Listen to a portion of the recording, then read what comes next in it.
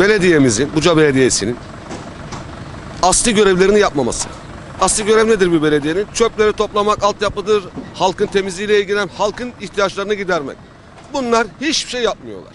Yaklaşık 5 senedir belediyeyi kazanan adam gelir, çalar çırpar gider. Bakın şurada gördüğünüz spotlar var, bakın bizim top sahamız burası. Biz burada senelerce top oynadık. Senelerce bak 93, 94, daha öncesi. Ben burada doğumluyum. Top oynuyorduk. Şurası çöp oldu. Bak karşı depoları görüyor musun? Buralar hep devletin arazileri. Ne olmuş? Gitmiş ona peşkeş çekmiş, ona peşkeş çekmiş. Gelmiş oranın otoparkını millete peşkeş çekmişler. Adam ki bak oranın elektriği suyu yok.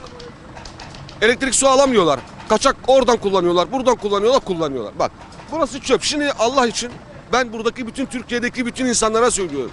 Gelsinler şu çöpün içinde yaşasınlar. Çöpleri görüyorsunuz ya. Ya bir belediyenin asli görevi çöpleri toplamaktır ya. Sen bu çöpü toplayamıyorsan sen bu işi yapma. Şimdi ben bu belediyeye kızıyorum ya. Devletimizin de suçu var. Bu belediye yapmıyorsa devlet gelecek yapacak. Yani başımızda duranlar kimse bu belediye yapamıyor ya. Bu belediyeyi alacaklar hepsini.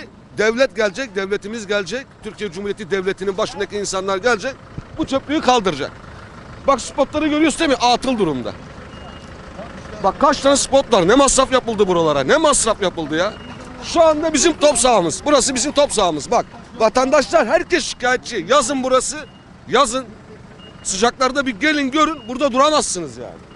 Bir saat duramazsın. Bir saat. Bakın şurada büfe var bak. Ağaçları yeri görüyorsunuz. Bakkal. Yani ufak bir sanayi bakkalı. Bu adam orada evinde yaşıyor bak. Çoluk çocuğu var, ailesi var. Her gün dumanın içinde, sineğin içinde, mikrobun içinde. Bak biz de hastayız. Biz de hastayız ya. Her sabah biz buradan işe giderken şu dumanı görüyor musunuz? Bunun 10 katı ya. Sabah 8'de işe gidiyor. Nasıl biliyor musun? Dumanın içinden gidiyoruz işe. Biz bunu.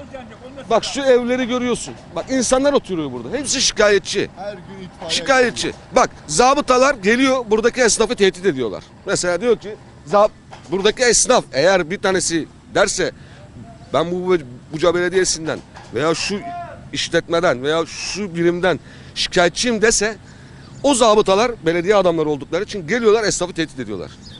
Bildiğin adamın suratına baka baka tehdit ediyor. Yani konuşmayacaksın. Bu çöp böyle kalacak. Bu çöplüğü yaşayacaksınız diyorlar yani. Böyle bir eziyet olabilir mi? Ben buradan sesleniyorum. Cumhurbaşkanıma sesleniyorum yani. Bunlar yapamıyorlarsa beceremiyorlar zaten yapamıyorlar yani. Siz geleceksiniz siz yapacaksınız. Ben vatandaş olarak benim talebim bu.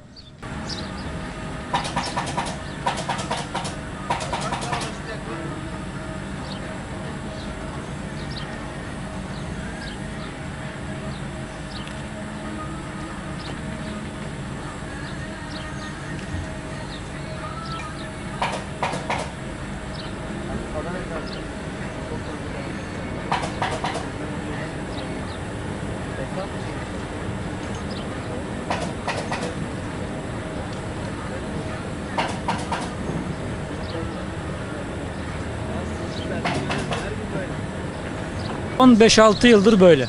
Pandemiden önce ufak ufak başladı. Sonra gördüğün gibi böyle dağ oldu. Benim evim burada. Camları açamıyoruz.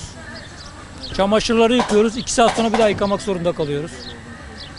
Esnaflar da mağdur. Onlar da aynı şekilde. Duman yayıldığı zaman koca siyah duman oluyor. Biz burada birkaç defa dükkanı kapatmak zorunda kaldık birkaç saat. Çalışamadık, mağdur olduk. Yani çöpler gördüğün gibi her yerde. Bu tarafları da çekersen zaten arabalar da geçemiyor artık. Yani belediye mi artık burada sorumlu, valilik mi bilmiyorum. Buraya bir çözüm arıyoruz en kısa zamanda. Yani burada oturan olarak, burada çalışan olarak mağduruz. En kısa zamanda yetkililer buraya bir çözüm bulursa seviniriz. Yani sorunumuz çöp yani. Toplamıyorlar.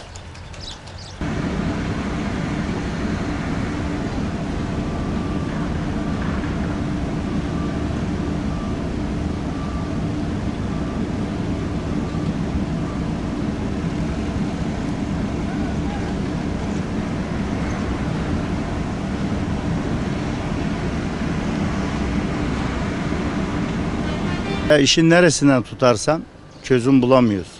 Belediye değil bir kere. Onu söyleyeyim açıkça. Şu ileride zaten okul var. Her gün burası yanıyor. Her gün 3-4 tane itfaiye geliyor. Yazık günah yani. Ondan sonra nasıl izah edeyim? Araç geçmiyor burada, yol kapanıyor. Yaz olduğu zaman sinekten geçilmiyor zaten buralar. Ya bizim büyük devlet büyüklerimizden buraya bir el atmalarını rica ediyoruz. Yani nasıl olacak ben de bilmiyorum. Çözemedik yani buraları. Bundan 1-1,5 ay önce zaten bir araç yandı burada.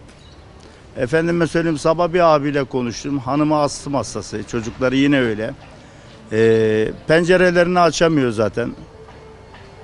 Budur yani, ne diyeyim ki?